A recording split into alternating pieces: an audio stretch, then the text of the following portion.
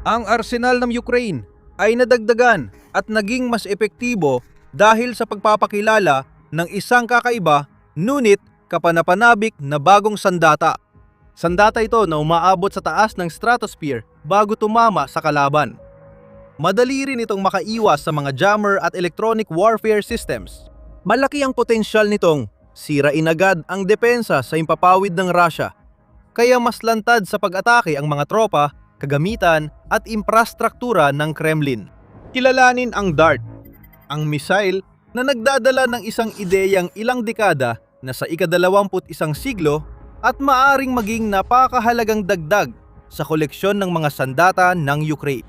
Ang DART ay dinisenyo ng sentro ng makabagong teknolohiya ng Ukraine. Magaang missile itong ginawa para itaas sa himpapawid gamit ang stratospheric na lobo. Pag naabot ng lobo ang tamang taas, pakakawalan ang missile na gagamit ng built-in na navigation system para sundan ang ruta at tamaan ang target mula sa itaas. Simple lang ang konseptong ito at ang paggamit ng lobo sa digmaan ay nagsimula pa noong mga nakaraang siglo. Sa sinaunang Tsina, ginamit ang Kunming lanterns bilang kagamitang pangsenyas militar. Si Zhuge Liang, isang kilalang strategist, ang unang gumamit nito para humingi ng tulong nang napalibutan siya ng kalaban at mabilis kumalat ang ideya. Sa kanluran, isang maagang halimbawa ng paggamit ng mga lobo sa militar ay noong huling ika-18 siglo sa labanan sa Flerus, kung saan ginamit ng mga Pranses ang hydrogen na lobo para subaybayan ang kalaban at magbigay ng real-time na ulat sa mga tropa sa lupa. Nagkaroon din ang Pransya ng unit ng mga lubo, pero binuwag ito ni Napoleon. Gayunpaman, hindi dito nagtapos ang ideya ng paggamit ng mga lubo sa labanan. Ginamit ng puwersa ng Imperyo ng Austria ang mga bumbang nakakabit sa lobo laban sa Venice noong 1849. Ikinabit nila ang mga pampasabog. Bawat isa ay may bigat na humigit kumulang 24 hanggang 30 libra, 11 hanggang 14 na kilo sa mga lobo na gawa sa papel na pinainitan ng hangin, na pagkatapos ay pinalipad mula sa lupa at isang steamer. Mga 200 ang pinalipad at hindi bababa sa isa ang tumama sa lungsod, gaya ng planado, habang marami ang napadpad na nagpapakita ng hamon ng pag-asa sa mga lobo sa labanan. Sa paglipas ng panahon, sinubukan ng iba't ibang militar tulad ng Estados Unidos at nagkakaisang kaharian na lutasin ang mga hamon at humanap ng mas epektibong gamit ng mga lobo sa digmaan.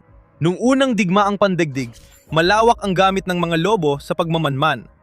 At sa ikalawang digmaang pandigdig, ay mas dumami pa ang gamit nito. Ginamit ng mga British ang barrage balloons para harangin ang mga pag-atake ng German bomber at unang cruise missile.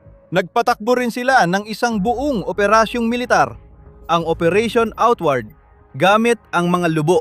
Kasama rito ang pagpapalipad ng halos 100,000 lobo, kung saan ang kalahati ay may pampasiklab ng apoy at ang iba ay may bakal na kawad na layong magsimula ng sunog at sirain ang mga linya ng kuryente sa Europa na nagdulot ng kaguluhan sa mga puwersang Aleman. Samantala, ginamit ng Hapon ang mga fire balloon na kilala rin bilang Fugo balloon bombs upang maghatid ng mga pampasabog na karga sa kabila ng karagatang Pasipiko. Libu-libong mga lobo na ito na may sukat na humigit kumulang 33 talampakan o 10 metro ang diametro at karamihan ay gawa sa tissue paper, ang pinalipad mula sa Honshu na may dalang mga pampasabog at pampasiklab na kagamitan. Ilang daan sa mga ito ay nakita sa Hilagang Amerika, nagdulot ng 6 na pagkamatay at ilang maliliit na sunog sa kagubatan. Ngayon, karamihan sa mga makasaysayang halimbawa na ito ay nagkaroon ng magkahalong resulta. Ngunit ang mga makabagong militar ay may mas mataas na teknolohiya, mas malalim na pag-unawa sa mga kondisyon na maaaring makaapekto sa mga lobo sa himpapawid at mas advanced na mga paraan upang kontrahin ang mga kondisyong iyon. Dahil dito, malalakas na puwersang militar tulad ng Estados Unidos at China ay patuloy na nagsasaliksik ng posibleng gamit ng mga sistemang nakabase sa lubo. Hindi lang basta nagsasaliksik o sumusubok ang Ukranya. Aktiban ginagamit ng Ukraine ang mga lubo upang magdulot ng kalituhan, kaguluhan at pagkawasak sa hanay ng mga Ruso sa loob ng ilang taon na, ayon sa isinulat ng Wall Street Journal. Ngunit walang bansa ang mas nagpalawak pa ng paggamit ng mga lobo kaysa sa Ukranya na ginagamit ang mga ito para magsagawa ng matitinding pag-atake sa loob mismo ng Russia, pati na rin para sa pagmamanman, transportasyon at bilang mga pain. Sa katunayan, ang mga puwersa ng Kyiv ay gumamit ng mga lubo noong mga unang araw ng labanan gamit ang mga ito sa simula upang maghulog ng mga bomba at granada sa mga ulo ng mga Ruso o bilang mga pain upang mapagod ang depensa sa himpapawid ng kalaban. Pagsapit ng 24, mas pinaunlad ang paggamit ng mga lobo bilang sistema ng paghahatid ng maliliit na sandatang kamikase gamit ang mga produktong mula sa mga Amerikanong supplier. Dahil sa mga lobong ito, nagawang tamaan ng Ukraine ang mga target ng Russia, lampas sa okupadong teritoryo at internasyonal na hangganan. Ginamit ang mga lubo sa maraming pag-atake sa oil field, refinery, terminal ng pagpapadala at sentro ng riles. Tulad ng binanggit ni Michael Kaufman, isang eksperto sa mga usaping militar ng Russia mula sa Carnegie Endowment for International Peace, ito ay isang napakahalagang bahagi ng kabuuang pagsisikap ng Ukraine na dalhin ang Russia sa negosasyon sa mas makatuwirang mga kondisyon. Bahagi rito ang epekto ng mga lubo, kaya patuloy ang mga ininyero militar ng Ukraine sa paghahanap ng paraan para palakasin ang kanilang kakayahan. Ang DART missile ang resulta ng kanilang pagsisikap. Narito ang mas malapit na pagtingin kung ano ito at paano ito gumagana. Hindi binunyag ng Center of Innovative Technologies ang teknikal na detalye ng missile o ng mga lobong ginagamit sa paglulunsad nito. Gayunpaman, ayon sa mga pampublikong datos, tila medyo compact ang missile na may sukat na humigit kumulang 6 na talampakan o 1.8 metro ang haba at may bigat na halos 29 na libra o 13 kilo kapag walang laman. Sinasabing kaya nitong magdala ng mga warhead na tumitimbang mula 7.7 libra o 3.5 kilo hanggang 22 libra o 10 kilo, depende sa configuration. Pinaniniwalaang ang warhead ay may graphite-based na penetrating elements, ngunit walang kumpirmadong detalye kung paano ito gumagana o kung anong mga uri ng target ang maaari nitong paggamitan. Hindi rin natin alam ang eksaktong range, accuracy, o production status ng missile na ito, na normal lang dahil ayaw ng Ukraine ibunyag ang datos na maaring gamitin ng mga Ruso laban sa kanila. Mas mainam na itago muna ang ganitong mga uri ng sandata hanggang handa na itong gamitin sa digmaan, dahil nagbibigay ito ng pinakamagandang pagkakataon na mabigla ang kalaban. Kahit classified pa ang maraming technical na detalye, may ideya naman tayo kung paano gumagana ang DART. Ayon sa mga ulat, dadalhin ito ng mga stratospheric balloon sa taas na mula 7.5 hanggang 11.2 milya o 12 hanggang 18 kilometro. Pag naabot ang tamang taas, ilulunsad ang misil. Umasa ito sa espesyal na servo actuator at built-in navigation system para manatiling matatag sa ere at sundan ang nakatakdang ruta ng paglipad. Mukhang maliit na detalye yon, pero mahalaga. Dahil kung basta ibinagsak ang misil mula sa lobo ng hindi matatag, madali itong malihis ng milya-milya sa tamang direksyon. Sa halip, ang DART ay diretso sa target habang bumababa. Ngunit kapag nasa 6 kilometer o 3.7 milya na lang mula sa ibabaw ng mundo, pinapatay na ang navigation system nito. Ito ang pinakamahalaga at pinakakapanapanabik na bahagi ng DART. Kapag disabled ang navigation system, umaasa ito sa solid fuel engine para sundan ang preset na ruta hanggang tamaan ang target, gaya ng ammo depot o oil storage tank. Narito kung bakit mahalaga ito. Mas lalo umaasa ang Russia sa electronic warfare (EW) para i-jam, i-spoof o guluhin ang mga drone at missile ng Ukraine. Patuloy ang innovation ng mga inhinyero rito, nagdadagdag ng antena at gumagawa ng mas komplikadong sistema. Para tuluyang mapatigil ang mga aerial asset ng Ukraine, maputol ang komunikasyon nila at mawalan sila ng navigation systems para hindi matamaan ang mga target nila. Ang natatanging bentahe ng DART system ay hindi ito umaasa sa panlabas na komunikasyon o satellite navigation systems sa huling ilang milya ng pagbaba nito. Kaya kahit sa teora lang, kahit pa may buong hukbo ng EW jammers ang Russia sa lupa na handang punuin ng peking signal at static ang ere, wala iyong epekto. Walang epekto ang ingay sa sistemang ito dahil hindi naman ito nakikinig. Tahimik itong bumabagsak sa target at walang magagawa ang mga jammer para pigilan ito. Sa isang digmaan na unti-unting pinangungunahan ng teknolohiyang EW, napakahalaga niyan. Ayon sa Center for Strategic and International Studies, ang electronic warfare ay isa sa pangunahing puwersa ng labanan na may malaking epekto sa magkabilang panig. Halimbawa, noong gabi ng ika-14 hanggang ika-15 ng Hunyo, nagpakawala ang Rusya ng nakakagulat na 70 misail at mahigit 600 drone, kabuuang 600 at 81 na mga aerial asset sa mga bayan at lungsod ng Ukraine. Nagawang sirain o i-jam ng Ukraine ang 600 at 32 sa mga asset na iyon na nagpapakita ng kahangahangang kapangyarihan at potensyal ng mga EW system para magligtas ng buhay at maiwasan ang mga sakuna. Ang matinding pagkalat ng mga GPS jamming system sa buong laranon ng labanan na yon ay nagtulak sa parehong Rusya at Ukraine sa isang desperadong paligsahan para makahanap ng alternatibong paggabay o makagawa ng sandatang alam na agad ang direksyon mula simula, tulad ng DART, at hindi na kailangang gabayan sa buong biyahe. Bago natin talakayin ang iba pang benepisyo, gamit at posibleng kahinaan ng bagong sandata, marami pang susunod dito. Kung may natutunan ka sa The Military Show, mag-subscribe ka! Malaking bentahe ng DART ang potensyal nitong makaiwas sa EW systems ng kalaban.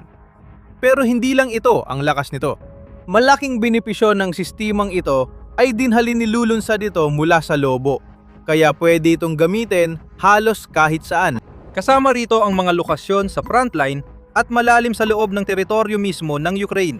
Dahil ayon sa makasaysayang SART ng panahon, ang mga hangin sa stratosphere ay madalas umiihip pasilangan mula Ukraine papuntang Russia. Halimbawa, pwedeng magpalipad ng lobo mula Kiev at hayaang tangayin ng hangin ng 100 milya o higit pa papuntang Moscow bago ihulog ang kargamento. Dahil mga lubo ito at hindi eroplano, kailangan lang ng mga sundalo ng Ukraine na palubohin ang sistema at paliparin. Hindi na kailangan ng runway o paliparan. At hindi rin kailangang isugal ang buhay ng piloto o ipagsapalaran ang pagkasira o pagkawasak ng isang mamahaling eroplano para magamit ang ganitong uri ng mga munisyon. Pwede silang pakawalan kahit saan, mula halos anumang lokasyon, at basta na lang hayaang maglakbay papunta sa teritoryo ng kalaban. Nagbibigay ito sa Russia ng panibagong bagay na kailangang harapin. Hanggang ngayon, patuloy nitong hinaharap ang mga drone at misil na dinevelop mismo ng Ukraine at sandata mula sa kanluran gaya ng Storm Shadow at Atacams. Kahit magkaiba, karamihan sa mga sistemang yon ay sumusunod sa parehong tradisyonal na pattern at may magkatulad na kahinaan na pwedeng samantalahin gamit ang radar, depensa sa himpapawid at teknolohiyang EW. Iba ang DART sa halos lahat ng aspeto.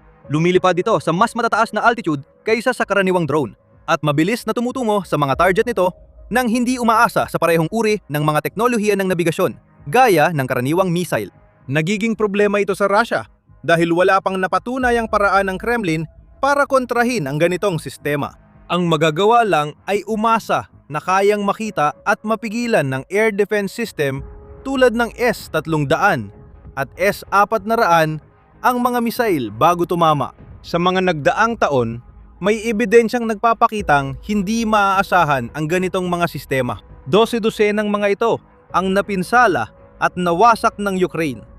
Kaya dahil kakaunti na lang ang depensa, napilitan ang mga commander ng Kremlin na ilipat at bigyang prioridad ang natitirang kagamitan sa proteksyon ng mahalagang infrastruktura at mga lugar tulad ng Moscow. Patuloy pinapakita ng Ukraine na kulang ang depensa ng Russia dahil nagtagumpay ang drone operators ng Kiev sa sunod-sunod na pag-atake.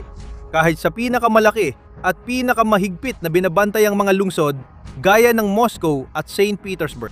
Sa tulong ng kapangyarihan ng DART sa kanilang arsenal, maaring gawing mas nakamamatay at mas mapaminsala ng mga puwersa ng depensa ng Ukraine ang mga pag-atake na yon laban sa Kremlin. Halimbawa, pwedeng maglunsad ng DART missiles bilang unang hakbang ng aerial assault para mawalan ng silbi ang anumang radar o depensa sa target na lugar. Pagkatapos, susunod ang mga grupo ng drones at karaniwang misil na sisira sa mga nakalantad na pasilidad ng enerhiya at mga kagamitang militar. Hindi lang ito ang benepisyo, may usapin din sa gastos. Hindi na lihim na, kahit may malaking pondo at suporta mula sa Europa at iba pa, hindi kayang pantayan ng Ukraine ang mataas na gastos ng Russia sa depensa.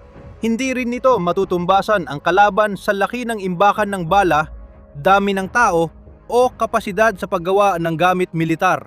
Wala itong malalaking pabrika at logistic network na inaasahan ng Russia para gumawa ng mamahaling misil at drone ng maramihan. Dahil dito, kailangan nitong gumawa ng ibang paraan. Kailangan nitong maging madaling umangkop at matipid sa gastos. Kaya nakita natin na malaki ang pagdepende ng Ukraine sa lokal na inobasyon, lalo na sa lumalawak na hukbo ng murang at madaling gawing drone na karamihan ay mga sasakyang panghimpapawid na walang piloto. Dahil dito, malaking bahagi ng digmaang ito ang ginugol ng Ukraine, hindi para gumawa ng perpektong sandata, kundi para mag-invest sa gumagana, abot kaya at mahirap labanan ng kalaban na mga sistema. Ang isang magaang missile na inilunsad gamit ang Lobo ay swak na swak sa ganitong pangangailangan. Dahil sa maliit nitong disenyo at sa katotohanang maaari lang itong palutangin sa air imbes na kailangang ilunsad at paliparin, ang DART ay dapat na mura para sa Ukraine na simulan ang maramihang produksyon nito. Bagamat di natin alam ang eksaktong halaga, malamang mas mura ito kaysa sa mas malalaki at komplikadong cruise o ballistic missile systems. At kahit na maliit lang ang warhead ng DART, sapat pa rin ang lakas nito para magdulot ng matinding pinsala sa tamang uri ng mga target. Sa kabila ng lahat ng yan, mahalagang huwag tayong masyadong magpadala at isipin na ang DART ay isang perpektong sandata o na nasosolusyunan nito ang lahat ng problema ng Ukraine. Marami pa rin tayong hindi alam sa sistemang ito at kakailanganin ng oras at pasensya para lubos itong maunawaan at makita ang bisa nito sa totoong mundo. May mga eksperto nang nagtatanong kung gaano kaepektibo dapat ang navigation system ng DART para manatili itong nakatutok sa target kahit mawalan ng bisa ang mga system na iyon. Marami ring tumukoy sa mga problemang nakita na noon sa mga sistemang nakabase sa lubo. Alam ng sinumang nakapagpalipad na ng Lobo at pinakawalan ito sa hangin kung gaano kadaling maapektuhan ang mga bagay na ito ng hangin at ng pangkalahatang kondisyon ng klima. Siyempre, ang military grade na stratospheric balloon ay iba sa mga Lobo sa birthday. Pero marami pa rin sa parehong tuntunin ang naaangkop. Maaring tangayin sila ng hangin sa iba't ibang direksyon at maapektuhan ng biglaang pagbabago ng lakas ng hangin at panahon. Ang oras ng paglulunsad at kondisyon ng pagpapakawala ay maaaring magdulot ng kaunting kawalang katiyakan na nagpapahirap kontrolin ang DART. Kaya naman, kailangang itanong kung ano ang kabuuang saklaw ng DART, gaano kalamang tatama ito sa target nito, at kung anong uri ng margin of error ang mayroon ito pagdating sa katumpakan. Dapat nating alamin ang gastos sa bawat unit at kung nasubukan na ang sistema o nagamit na ito sa aktual na labanan o kung nasa maagang yugto pala ng pagpaplano at paggawa ng prototype. Kung wala ang impormasyong ito, hindi matutukoy ang tunay na halaga at praktikalidad ng sandata. Gayunpaman, sa nalalaman natin ngayon, may dahilan tayong maging positibo sa sistemang ito. Sa papel man lang, mukhang nasosolusyunan nito ang ilang mga issue na naranasan ng Ukraine sa paggamit ng mas tradisyonal na mga munisyon habang nagdadala naman ng mga bagong hamon sa kalaban.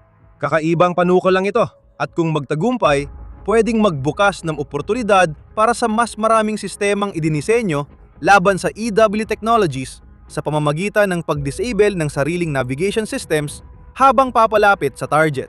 At wala namang balak tumigil dito ang Kiev. Bagamat hindi isiniwalat ang technical na detalye ng DART, inamin ng mga developer na pwede itong maging basehan ng mga susunod na proyekto gaya ng ballistic at surface-to-air missiles. Wala pa ring dagdag na detalye kung ano ang maaring kasama rito. Ngunit maaring sinusuri na ng mga koponan ng Ukraine ang iba pang paraan upang magamit ang mga lobo para maglunsad ng mas malalaki at mas mapanganib na mga munisyon o kaya'y maglagay ng mas matatalinong navigation system sa mga sandatang iyon upang matulungan silang makaiwas sa mga EW jammer ng Russia. Sa kahit anong paraan, isang bagay ang malinaw. Hindi matatawaran ang ambisyon ng Ukraine at patuloy nitong ipinapakita ang dedikasyon sa inobasyon. Laging naghahanap ng mga bago at mas kapanapanabik na paraan upang lampasan ang mga hangganan at subukan ang kakayahan ng mga teknolohiyang militar sa mga paraang halos hindi maisip ng ibang bahagi ng mundo. Dahil sa ambisyon, inobasyon at tiwala sa sarili, malakas ngayon ang Ukraine, habang lumulubog naman ang Russia sa mas malalim na krisis. Na maaari mong malaman pa sa videong ito na nagpapakita kung paano pati si Vladimir Putin ay nagsisimula ng mapagtanto na ang kanyang digmaan ay tiyak na mabibigo. At para malaman ang mga pangmatagalang epekto ng katotohanan yan, panoorin mo ang videong ito na tumatalakay kung paano magpapatuloy ang pagdurusa ng Russia sa mga susunod na henerasyon kahit na matapos ang digmaan balang araw. At para sa mas malalim na pagsusuri at pinakabagong ulat tungkol sa digmaan ng Russia at Ukraine at iba pang malalaking labanan sa buong mundo, siguraduhing mag-subscribe sa The Military Show na yon.